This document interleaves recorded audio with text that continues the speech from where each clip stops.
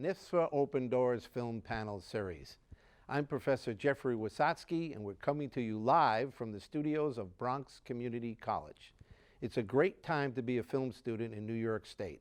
Thanks to Governor Cuomo's highly successful production tax credit program, New York's film industry is growing and thriving. And that means new production-related jobs are being created every day. What does a stuntman or stuntwoman do? Today on the program, I'll be talking with the best stuntmen and women in the film and television industry. Manny Severo, Damali Ross, Roberto Lopez, and Frank Alfano. Welcome to the program. We have a lot to talk about, so let's get started.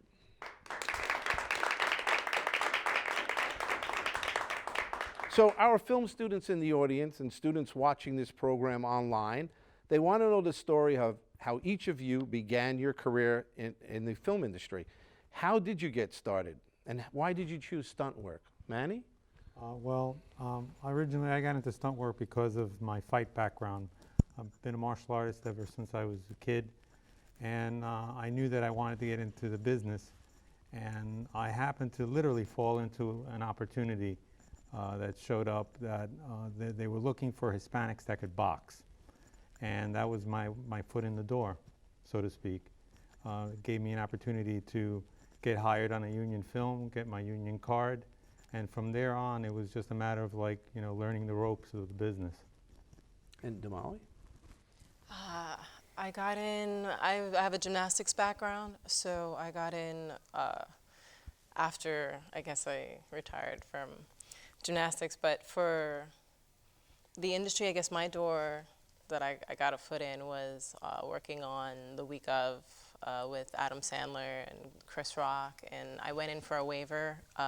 They needed a dancer to be able to do the flips that were required, and I did it, and I was wavered in that day. I got what you call a Taft-Hartley waiver on that day, and after that I became a part of the union and kind of took off from there. Roberto? As a kid, I fell in love with Hong Kong action films, and that's just what I wanted to do. And I pursued that in college a bit, and then from there, I got an internship, and I just started working, and I didn't feel the need to go back to school because I was already working. And then I got into Local 52 as a grip, but I really wanted to be a stunt guy and a filmmaker. But there wasn't as much work back then. It was really hard. Manny knows, because I said hey Manny, I want to be a stunt guy.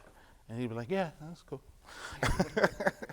But it took a while, but I eventually got there, and I worked my way up. PA, grip, stunt guy. Frank? I was an actor in college. I was an actor most of my life. I went to School of the Arts High School, School of the Arts College, and then my senior year, after 4 years of out-of-state tuition, I decided to give that up and start doing stunts. I had done stage combat for about 15 years at that point. So after I graduated, I went to work at Disney World to get my Actors Equity card. And then after you join a sister union for a year, then you can buy into SAG-AFTRA. So that's how I kind of find my way there. And in that buffer time in Orlando, I spent all of my time training, learning new skills, and more specifically developing the fire gel I use for all my fire stunts, and then moved up here and started working pretty consistently. Manny, this question's for you. What is a stunt coordinator's job? Basically, a stunt coordinator's job is to take what's written on paper and make it happen in front of camera, making the impossible possible safely. And a lot of times that involves basically figuring out ways of tricking the audience to see something like someone flying in the air or someone getting hit by a car. So that the stunt coordinator's job is not only to allocate the resources together to make that scene happen properly, but finding or casting the right people to do the job. So that's how stunt people end up getting jobs on films. Stunt coordinators track them down according to their specific attributes and hire them for the gig. And you have a mobile app also, correct? Yes. So, right. So the mobile app, I'm a stunt geek, basically. And what I've done is that anything new in technology that comes out, I kind of jump on board and use it. In the older days, we used to walk around with big binder books with headshots. And that, that's backbreaking, when all you could need is to just go onto your phone, punch in what you need, get the picture you want, show it to the director okays it, approves it, you send it out an email with the sizes of that person in wardrobe, and bingo, the job is done. Times have changed. Damali, this is for you. What are some important things you've learned in the past 2 years as a female actor stunt performer? Let's roll with the punches, for one. A production set is constantly changing. Every department has their issues. Everyone has things that are constantly changing. You have the one goal that you want to bring to life, I guess, sort of say, and it's just being able to just roll with those changes, and also be safe while doing so, knowing where you come in if you have that time to help, where there's help that is needed to be able to do it, because teamwork does kind of truly make that dream work when it comes to productions. Everyone has to kind of work together and be able to bring that picture or creation to life. So, yeah. A film unit is, I usually think of a film unit as a military unit. Every department has a job, and all the departments work together to make the scene happen. Wardrobe will take care of the look, stunts will take care of the action, hair will make sure that the actor looks appropriate for that scene. Props, provide the vehicles, so everybody works together, and we kind of learn how to play in the sandbox with everybody else. Yeah. It's a great big sandbox. Oh, yeah. Especially in New York. This question's for Roberto. Roberto, what did you wish you knew when you got started in the film industry? Oh, that's a loaded question. There's a lot of stuff I wish I knew. In my background, I didn't know anybody in the film industry, but I knew this is what I wanted to do. And I was a bit of a shy kid, and now that I'm older, I'm starting to think, maybe I wasn't so shy, I'm just antisocial. But, I wish I would have opened myself up more to trying new things when I was younger that I didn't try. And I think the world is a lot easier today because we didn't have Instagram when I started. We didn't have YouTube or any of that where you can just go to YouTube University and kind of look stuff up. But I wish when I was younger I would have been more opened up to try new things. I was a bit shy. Like, hustling's a big job of being if you're going to start being a stunt performer. You got to hustle. I hated hustling. I hate going up to talent and asking people kind of like, oh, please give me a chance. I hated it, and I should have done it more. Okay. So there's stuff like that. Be a little bit more aggressive. Yes. Frank, when we met, I looked at a video of you on fire. So could you tell me, what is it mentally like when your face is on fire?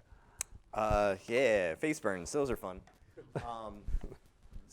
So a face burn is a very specific type of burn where there's only a small barrier of gel between the flame and your skin. You have to come to a point of almost meditation before it starts. As you're being gelled up, you're clearly blind. You're deaf. You got gel, plugged to your ears, and you're breathing through a small tube until just before the moment you have to take your last breath, and then they pull the tube and they put a little bit more gel on your lips, and then you're lit. So you have to hold your breath that whole time. Meanwhile, you just surround yourself with people that you trust, that you know that they're going to take care of you, they're going to prep you correctly. And so if you're not at that Zen point and you have that panic moment that you might have and you inhale, that could kill you. You open your eyes, that will blind you. You freak out, you try to get that, that fire off, you're going to hurt yourself. So coming to that calm place and being ready for the biggest challenge is actually once you're on fire, your eyelids, it's like a flashlight in your eyelids just moving, and you can't squeeze it out. You have to accept it and just kind of watch the veins in your eyelids dance. And then know your team is right outside your vision to put you out when it's ready. Well, our film students in the audience and watching at other colleges are looking forward to see your roll-in later today. And Damali, can you set up the first roll-in we're about to see? Because we're going to see yours first. What does that entail? Set up? Tell us what we're going to see. Oh, I mean, I think, I believe this is going to be a couple clips from recent productions that I worked for, including New Amsterdam, FBI.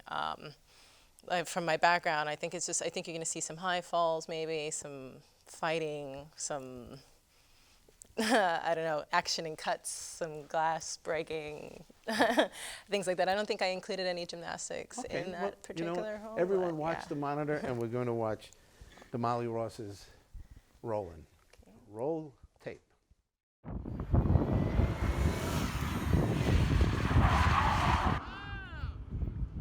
Thank you, and action!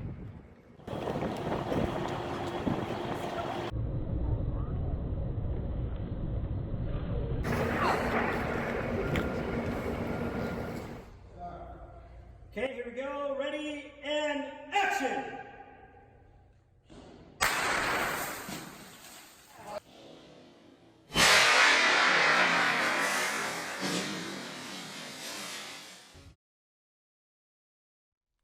Damali, awesome reel. Awesome. So this is for everyone. You can all chime in. There's been a lot of talk in the last few years about different types of safety and security on film and television sets. Stunt performers have to think about safety all the time. Can you talk about safety on the set for stunt performers? And again, just chime in when you want to comment. Guys, if anybody wants to jump in, but I'll start off by saying, stunt coordinator's job is to know his people, what their limitations and what their abilities are, and also, to try to set something up so it's doable. Every stunt should be doable, at least. If you can't do it twice, you got to be really thinking about it.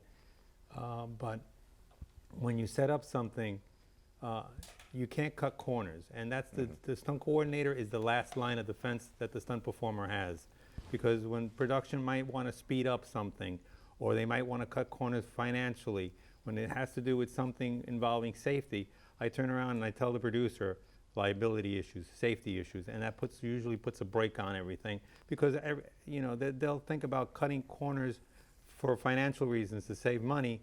But when there's no amount of money that's worth someone's arm, someone's life, someone's leg, So the stunt coordinator's job is to be that last line of defense and not to be pushed around. There was one time in my career where I literally shut down the set and I told all the people working for me to sit down. We're not doing anything until whatever we were working on was set up the way we wanted it set up, not the way that production wanted it to be set up. There was another time when a stunt performer, we told production it's going to take 15 to 20 minutes to cinch in the stunt performer inside this car because he's going to go head on to another car. And they saved the shot for the very last shot of the day. It's getting to be nighttime, and then now they're rushing us. Mm-hmm. Now they're rushing us. We're losing the light. Well, you should have thought of that, when we were there at 6 o'clock in the morning. You waited till 6 or 7 p.m. at night for us to do the stunt. Now you're going to have to wait. And, until the stunt person wasn't fully ready, I wasn't going to let that go. That's basically our job.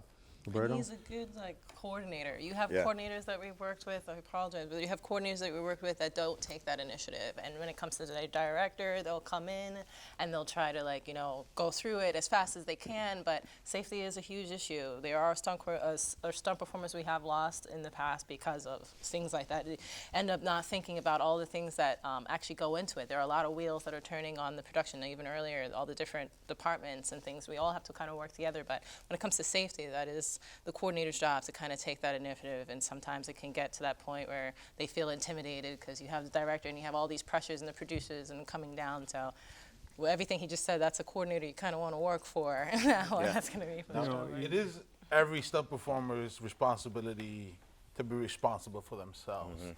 Well, we do hope we work for great coordinators and that the producers will understand. At the end of the day, we have to take responsibility for what we can do and whether we can accomplish it or not. There are times where, a lot of times we show up on set, we all have injuries. None of us walk onto set 100%, rarely. It's always something. It's my knee, I fell the other day. I know I don't want to fall on my right side. I'll fall on my left side. Or the one spot you didn't pad up is the spot Right. you decided to hit the Exactly. ground. You'll always find that one bruise the next day. And you know, you never get a chance to work at 100% in the sense that, you know, you show up at 6 in the morning, they're not going to get to you until like 6 p.m.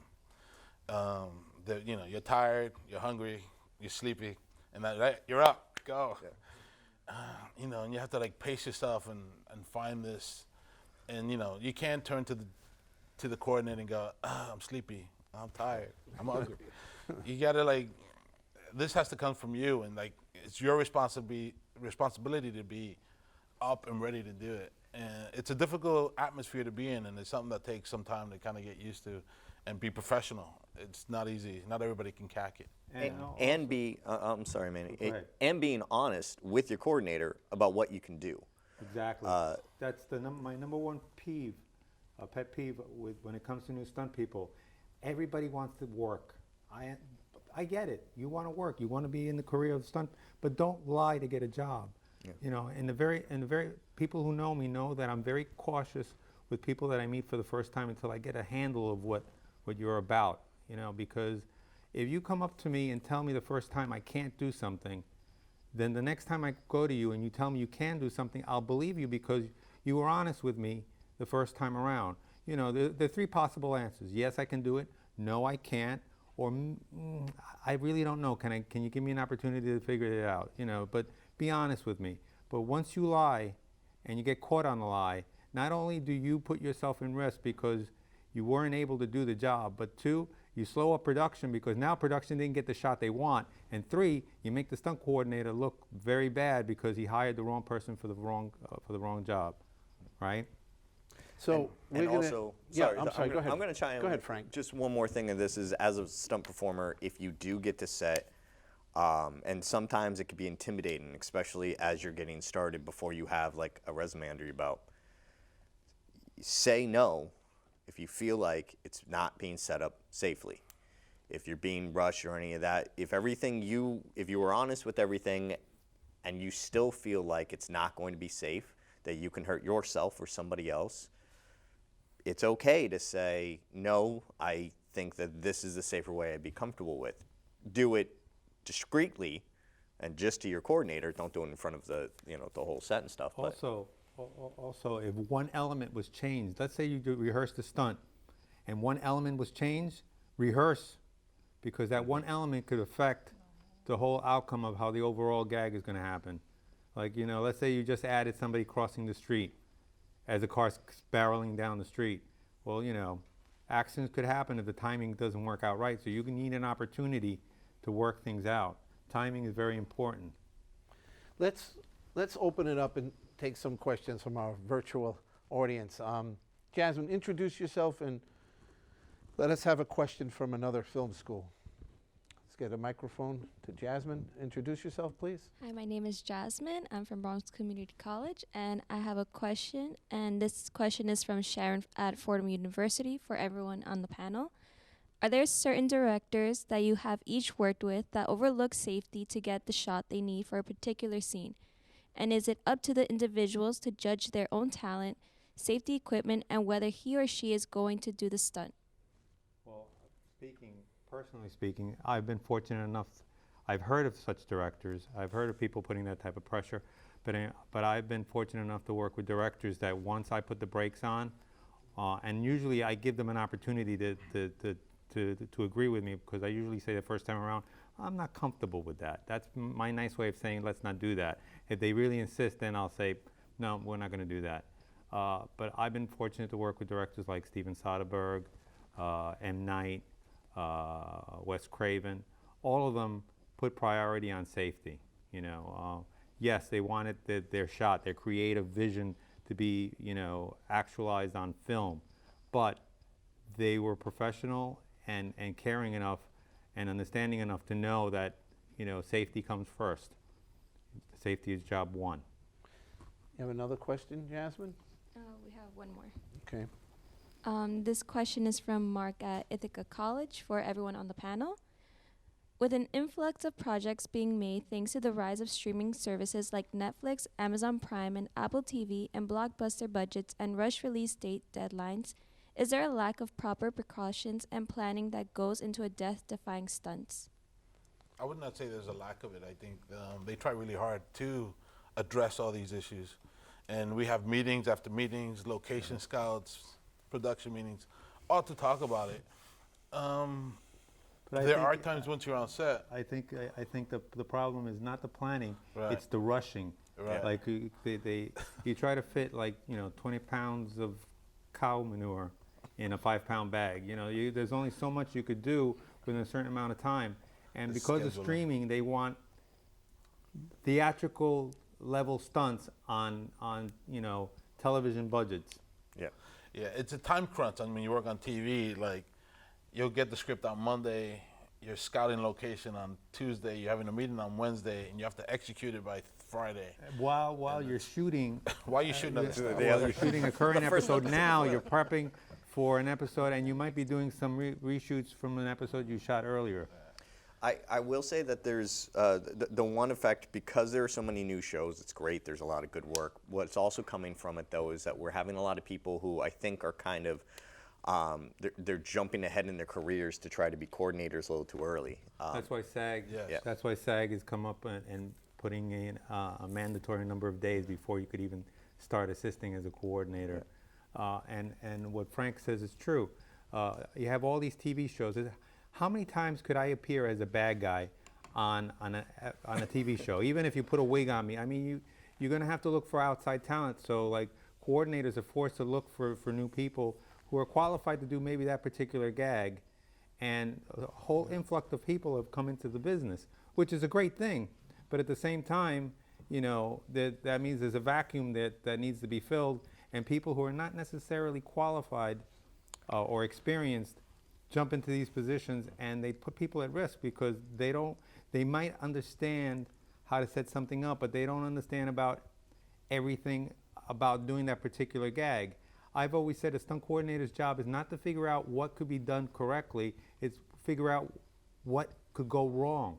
Because by figuring out what could go wrong, you could try to totally eliminate those incidents from happening. It doesn't make it perfect, but at least it makes it safer for the stunt performer. Go ahead, Frank. I'm sorry. Okay, I'll tell you specifically, and this is just for all you young kids as you guys go into, and girls as you, ladies, gentlemen, days, go into the industry. I know for me, I'm always very cautious if the stunt coordinator only has stunt coordinator credits.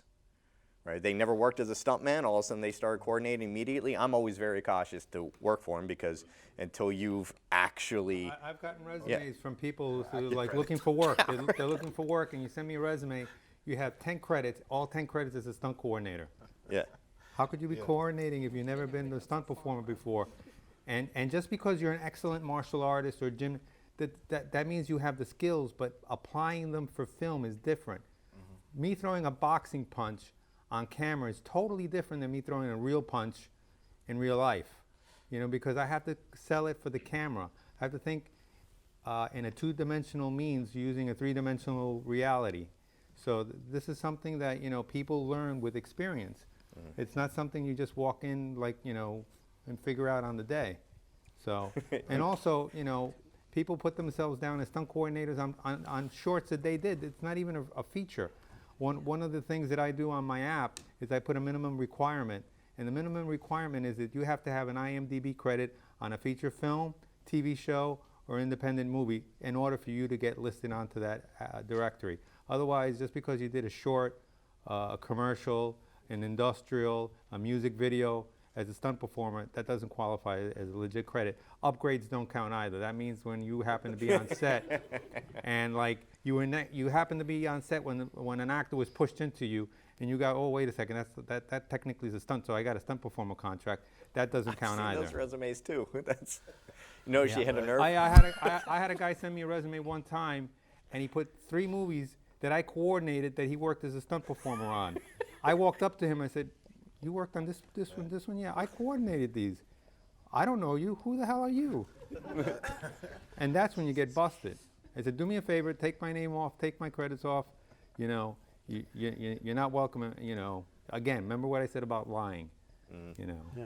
But I'd say that's the biggest danger for us stunt performers or people, is you get kind of people trying to jump the line and become stunt coordinators, and they become yes men to producers. I don't think producers and directors necessarily want to take shortcuts, but if they don't know how to address people and how to address the issues in the meetings, that's where the problems really come in, because they don't know what to do because they've never been in that position before, or they haven't been in a position of a film this big with this many people. On a big production, there could be 200 people that you have to know how to address and you have to be able to control, and these people just become yes men. And that's when, like, yeah, we're in trouble. You're a performer, you're like, Yeah, we're in and, trouble. and to get on that note, it's everybody wants to work, but in order for you to make yourself into a working stuntman, you have to make yourself marketable, because every stunt coordinator has a conga line. I call it the conga line. Let's say, like, there's 6 guys in New York that I could say look like me and have very similar skills, all right? And I might be number 1 on this coordinator's conga list. I might be number 3 on the other coordinator's conga list. I might be number 5 on another coordinator. I might not even be on the coordinator's, another coordinator's conga list. But the thing is to get on that line, you know? And then, like, let's say I'm number 3. The first 2 guys happen to be busy, then they call me. At least I get on the list. That's how you start working. You start building a reputation. That saying that people usually say about, like, you're good as your last job is true, especially in our business. So I have a question for all of you. What is the hardest part and what is the most rewarding part of your job? We'll start with Damali. Oh man. Hardest part and the most rewarding part. The hardest part, I'm not sure if any of it is really hard per se. Like, it depends on if it's hard, then you probably shouldn't be doing it. You're not trained or well prepared to be doing it. But it's just sometimes the hours can be really long. You know, we work 16-hour days from time to time, so that could be hard on it. But I'm really passionate about this, so and what I'm doing, it makes me happy. I wake up and I'm like, I'm really excited about what I'm doing today, and it's just, you do it and you don't know what you're gonna get. It's a challenge. You don't know what the production is gonna change last minute, you know, what stunt you might even be doing that day, and then at the end of the day, you wrap, and it's kind of like the end of camp. If you've ever been to camp and you're like, oh man, it's all done, and you're going home, and then the reward is that you get this check that comes in the mail 2 weeks later, and you're like, oh, I did that, I had fun, and now I'm getting paid for it. So it's just, that's the rewarding part for me, that, you know, I'm having fun with what I'm doing in that sense, and it could be long, it could be trying, you know, but as long as you're with a good team and all the parts are rolling and you're rolling with the punches, then it should be good. I mean, yeah, Roberto? that's it. Just repeat the question one more time. What's the hardest part? What's the most rewarding part of your job? Oh, the hardest part for me is understanding my contract that I'm under at any particular production. Yeah. Because there's so many contracts that There's so you're many like, different versions of the contract. Yeah. so that for me is the hardest part. The second question would be when I get to do something creative, when something like works, because a lot of times, like when I work with Manny, for example, Manny's like, this is what we're doing. What do you think we can do? How can you defy the laws of gravity today? And I got to come up with an idea, and I have to execute it, and it has to kind of work, because production's spending a lot of money. So when I can do that and do it effectively on budget, then I'm like, it's a good day. Frank, we're going to do your rolling now. Oh, great. Do you want to set it up for us and tell us what we're about to see? So you're about to see me be on fire a whole lot. Burn, Okay, baby. everyone, let's roll tape.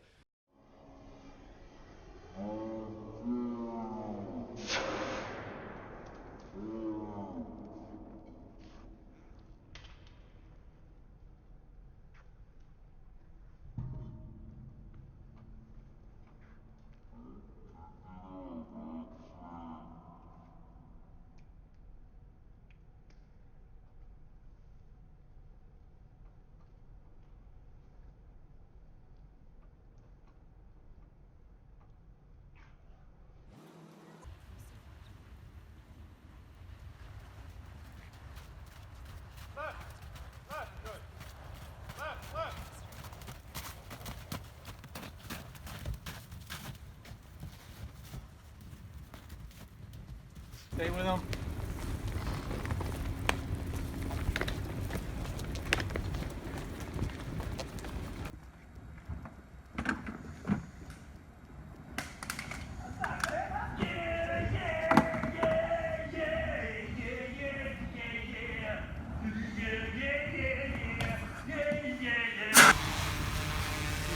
Move away.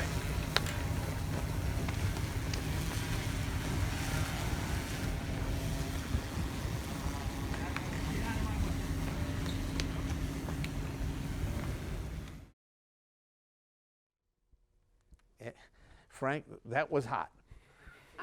Hot rolling. We're going to take some questions now from our studio audience. Please make sure you say your name. Yes, sir. Hi. Hello.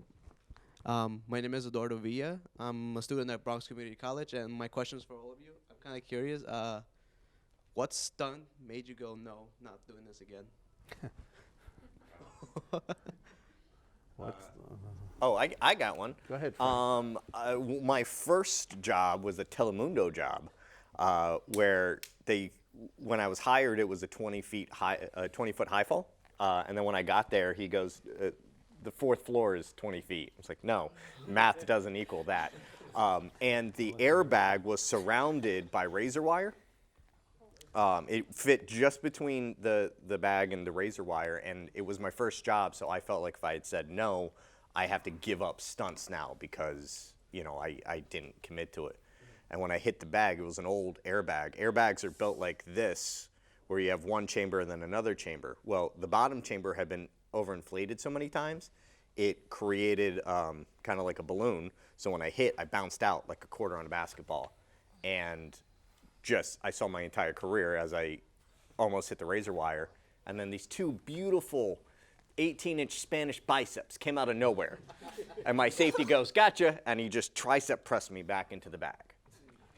That was a really early, important lesson of everything about that entire day. I said, there's no way this is possible or safe. I'm gonna die, but I'm gonna do it. Basically, he survived the same scenario that happened in Vampire in Brooklyn. Stunt woman. Eddie Murphy movie? Yeah. Yeah. They put the airbag in a very confined space. There are flaps that open up when the body hits, but it was so confined that the flaps couldn't open up. The stunt woman bounced, hit the bag, and her head went cracking into the wall, and she never woke up from the coma. We're going to take another question from the studio audience. Please say your name. Yes, sir. I'm Michael Morgan, and I'm from Bronx Community College. This question is actually for Damali. I hope I said your name right. I'm sorry. Damali. What skills and education are needed for this job? Do you need a gymnastics background to be a stunt person? And also, would a mathematics background help when calculating stunts and jumps? All right, so a gymnastics background it's not required, definitely not. You can come from a martial arts background, you can come from a swimming background, but having a strong skill set definitely helps when entering into that stunt industry. And then also just practicing the other things, being able to do so. The mathematical, being able to do your trajectory, or having the trajectory of what jump you're wanting to do. I mean, unless you're that mental to trying to get it, at that point you really want to know what you're doing and how to do it without having to have an equation before actually applying it. So no, just making sure you have a strong skill set and you do practice all around and knowing, just like he said before, making sure that you know what you're doing and you're not lying about your skill set and where it is. And mathematical, that'll come under rigging. Yes. Yeah, when we do your roll-in. So Manny, this is a question for you before we do your roll-in. Stunt performers and stunt coordinators have traditionally been underrepresented in Hollywood. As a profession that's often taken for granted in Hollywood, what are you doing to be recognized at the Academy Award Oscar presentation? Well, gradually, stunt performers are being recognized for their performance. I mean, it's getting to the point that we're even considering calling ourselves, instead of stunt coordinators, action designers. Because if I said to you, I want to do a chase scene like Bourne, I want to do a fight scene like Bourne or Matrix, or you automatically, something comes into your head knowing exactly what I'm talking about, because this has been designed by people who know about action, and stunt performers have not been given that recognition. The Emmys recognize stunt performers. The SAG Awards represent stunt performers. Taurus, which I was fortunate enough to win an award for the Fireburn. That's a stunt awards for stunt people by stunt people. As far as the Academy goes, I was fortunate enough to get nominated last year and inducted as a member of the Academy. And what we're doing is we're part of the members at large community, and for us to make more ourselves more vocal, where we have to establish a body of membership dealing with only with stunt people. And so that we need to have at least 100 stunt people in the members at large for us to form our own segment, our own category, so this way we could petition to have the Stunt Oscars awarded to Best Ensemble, Best Action. So that's what we're doing. Well, I know that all of you will end up getting an Oscar after watching your performances on your reels, which leads into Manny's reel. Manny, would you set up what we're about to see for your role-in? I call this a day in my life, a day at work. And basically it's about a bunch of things that I've done or that I expect to do that most people wouldn't think that they would need to do during a normal day of work. And it's the reason why I think that when you say that you love your job, you know, if you love what you do, you never go consider yourself going to work every day. So. Okay, so everyone watch the monitor and let's roll tape. Thank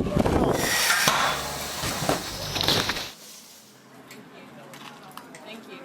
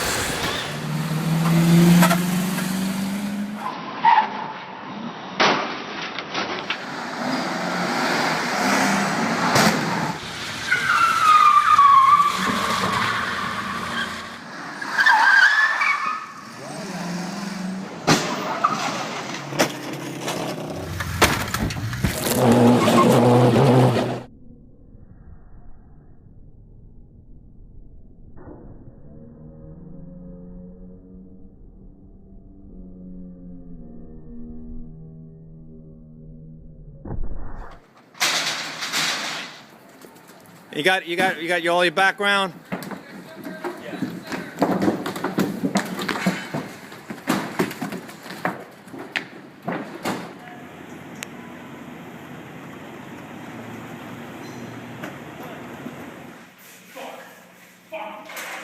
Get out.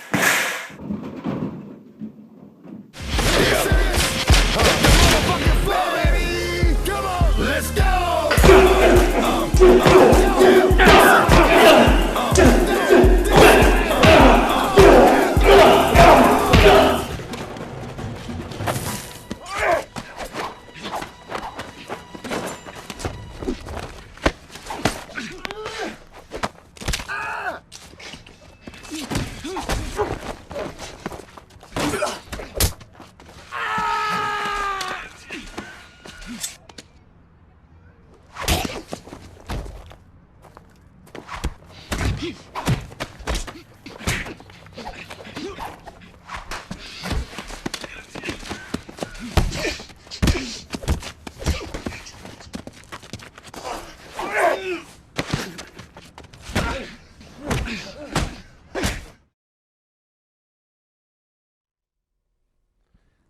just amazing work. Frank, this is for you. What advice would you give to someone that wants to get into this business?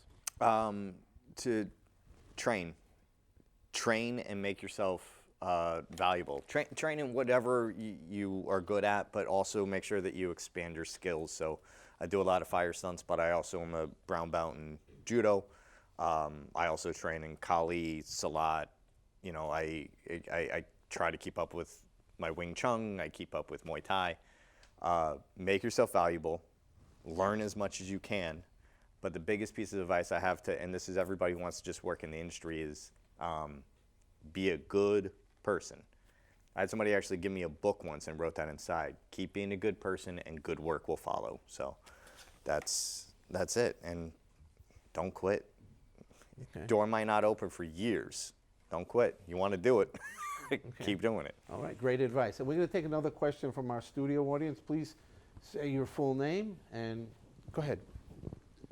My name is Jesse from Bronx Community College, and this question is for everybody. Do you guys get sales bonuses for doing very dangerous stunts? And do you get residual checks from SEG, AFRA? Yes, we do. We get what's called a bump. Yeah. Stunt adjustment. Stunt adjustment. We call it a bump, but it's a stunt adjustment on paper. That's what you literally get, a bump. Yeah.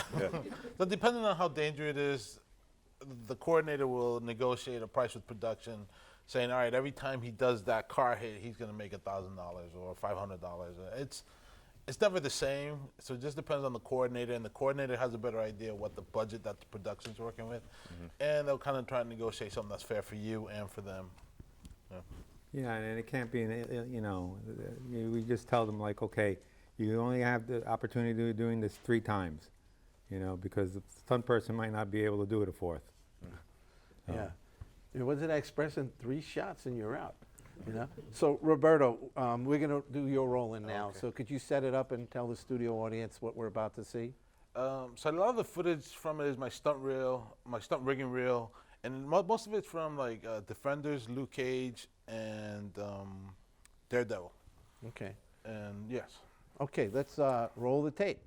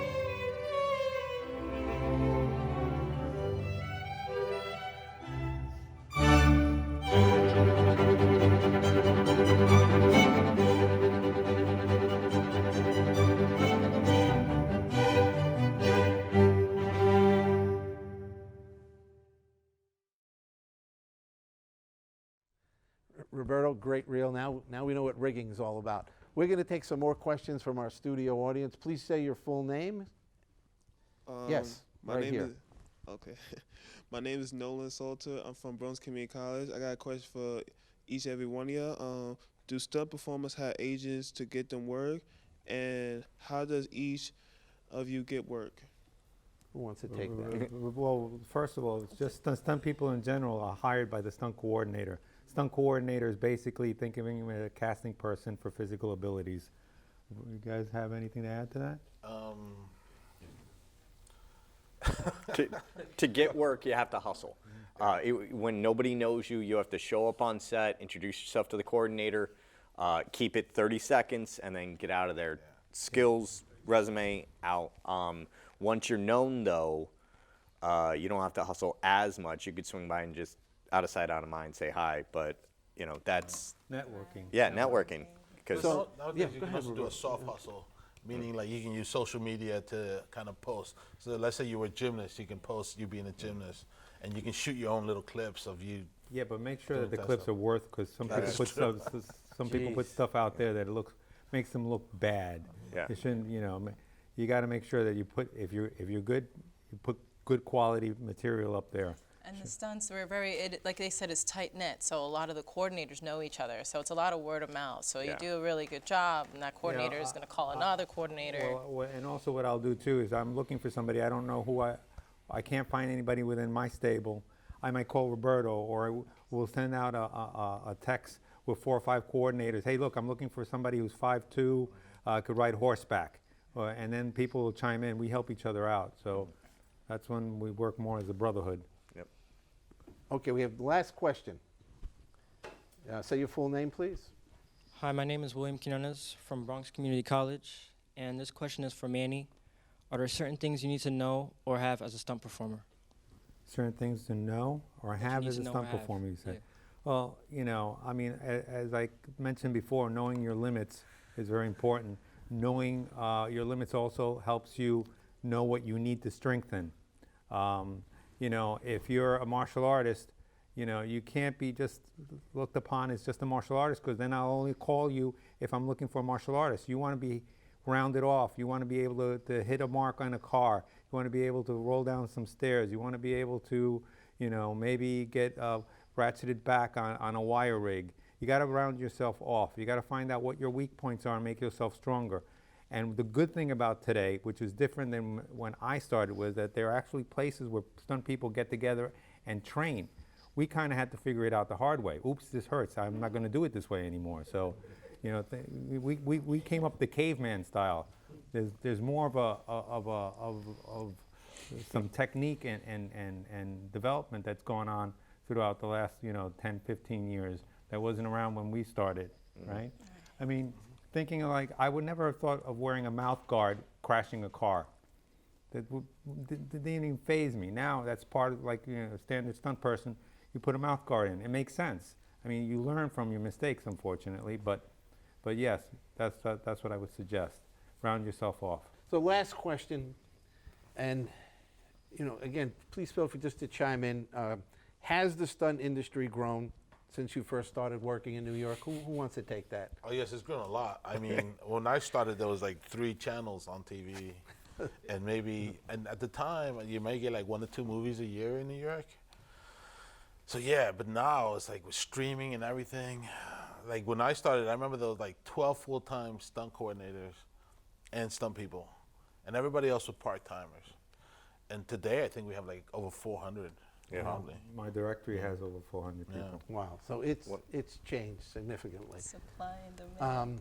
Well, our time has come to an end for this show. We can make a series out of this on Netflix. Stuntmen and Stuntwomen in New York every week. Yeah. What do you say? Let's talk about it after the show at our pizza reception. We'd like to thank everyone on the panel for taking the time to talk to us today, and what an insightful conversation it has been. I'd also like to thank the New York Governor's Office of Motion Picture and Television Development, the New York Production Alliance, the New York Film and Television Student Alliance, and our studio TV crew from the Media and Digital Film Club here at Bronx Community College. See you next time on Open Doors.